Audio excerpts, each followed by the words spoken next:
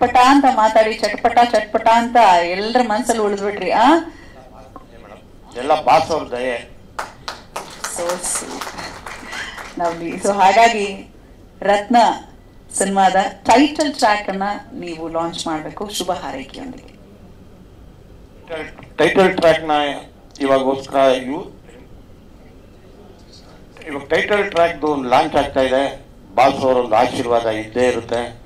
One more ತರ ಹೋಗ್ತಾ ಇರ್ಬೇಕು ಜನ. ಒನ್ ಮೋರ್ ನೋಡ್ತಾ ಇರ್ಬೇಕು, ಆಮೇಲೆ ಕೇಳ್ತಾ ಇರ್ಬೇಕು. ಏನಂತೀರಾ?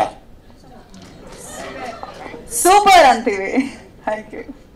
ತಾವೇ ಇನ್ನೂ ಬಹಳ ಕಷ್ಟದಲ್ಲಿದ್ದಾರೆ, ಆದ್ರೂ ಕೂಡ ಅಪ್ಪು ಸರ್ ಅವರ ಸಿನಿಮಾ ತರಬೇಕು ಅಂತ ಹೇಳಿ ನಿರ್ಮಾಣದ ಹೊಣೆಯನ್ನು ಹೊತ್ತು ನಿರ್ದೇಶನವನ್ನ ಕೂಡ ಮಾಡ್ತಿರುವಂತಹ ಬಸವರಾಜ್ ಬಳ್ಳಾರಿ ಅವರು ವೇದಿಕೆಗೆ ಆಗಮಿಸಬೇಕು. ಸಹ ನಿರ್ಮಾಪಕರಾದಂತಹ ಮಂಜುನಾಥ್ ಕಲ್ಕೆರೆ. ಮಂಜುನಾಥ್ ಸರ್ ಮತ್ತೊಬ್ಬ ಸಹ ನಿರ್ಮಾಪಕರು ರಾಘವೇಂದ್ರ ಕರೂರ್ ಅವರು ಕೂಡ ದಯವಿಟ್ಟು ಬರಬೇಕು ವೇದಿಕೆಗೆ. ಬಹಳ ಅದ್ಭುತವಾಗಿ ಅಭಿನಯ ಮಾಡಿದ್ದಾರೆ ಲೀಡಲ್ಲಿ. Vardhan on stage please.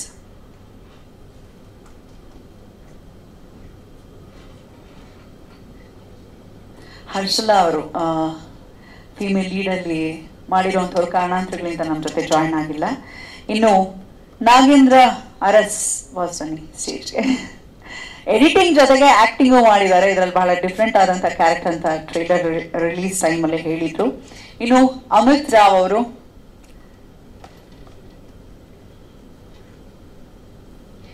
ರಾಣಿ ಪಾತ್ರದಲ್ಲಿ ಅಭಿನಯಿಸಿರುವಂತಹ ಪುಟಾಣಿ ರಾಣಿ.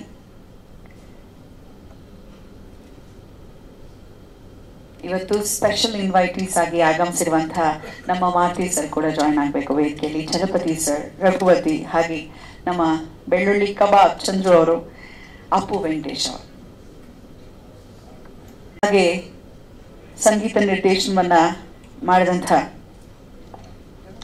AT ರವೀಶ್ ಸರ್, ಎಲ್ಲಾ ಗಾಯಕರ ಪರವಾಗಿ ಶ್ರುತಿ ಅವರನ್ನ ವೇದಿಕೆಗೆ ಬರ್ಮಾಡ್ಕೊಳ್ತಾ ಇದ್ದೀನಿ. ಶ್ರುತಿ ಪ್ರಹ್ಲಾದ್.